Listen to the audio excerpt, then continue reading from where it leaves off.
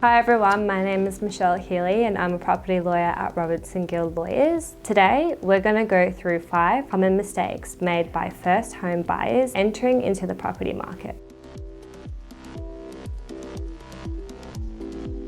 One of the mistakes commonly made by first home buyers is not researching the property thoroughly. This can be done by making inquiries with the council, asking the council about crime rate, the history of the property, records of any notices issued or any building permits issued with respect to the property, as well as any contamination which may have been on the premises at any stage in time. These are all important factors to consider prior to purchasing a property. A lawyer may be able to assist you with looking through a Section 32 to spot anything which the common purchaser may not be able to spot. This includes restrictions and overlays which may prohibit you from using the property as you had intended initially.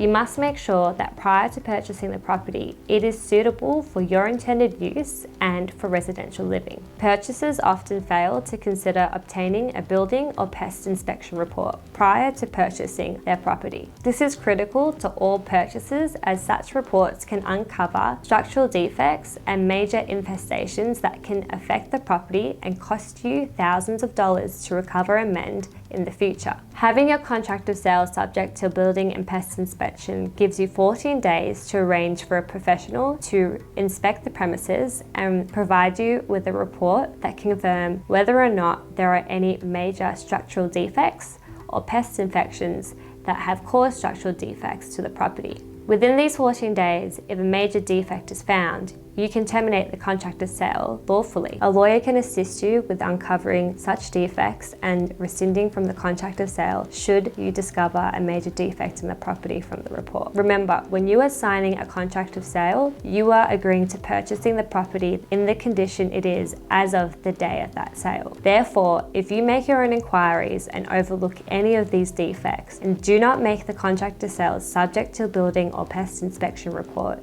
you may fail to obtain your right to exercise to terminate the contract of sale should any of these problems arise.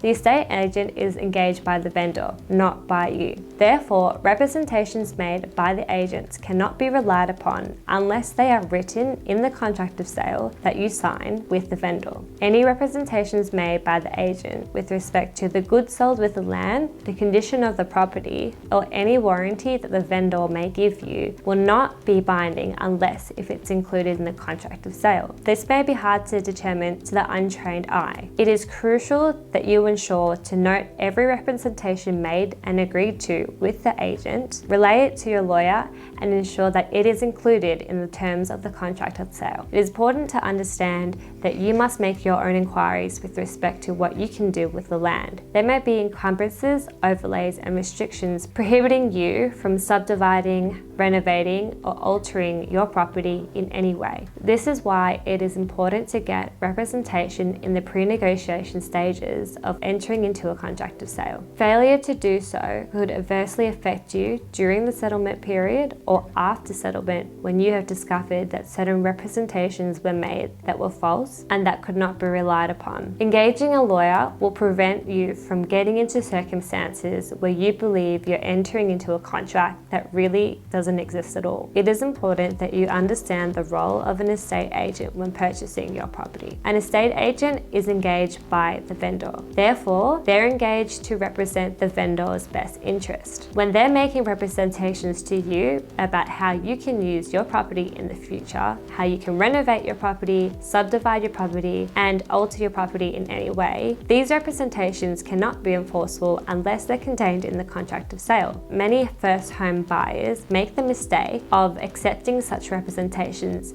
and then when seeking to rely on them in the future, finding out that they were never enforceable in the first place. Engaging a lawyer can assist you with avoiding the pitfalls of false representations made by agents.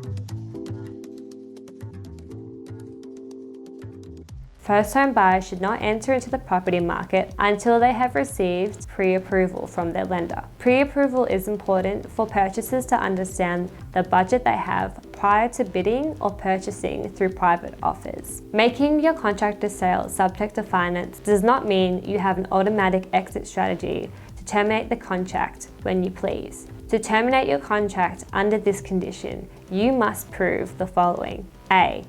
You made the application immediately. B. You have done everything you can to obtain the approval from your financer. C. You must provide the vendor with written evidence that the lender has refused your application for finance. Prior to terminating the contract of sale under the subject to finance condition, please ensure that you have read the terms and conditions of the contract of sale and that you are not in default of any terms therein. If you need assistance, please engage a professional to assist you prior to terminating the contract.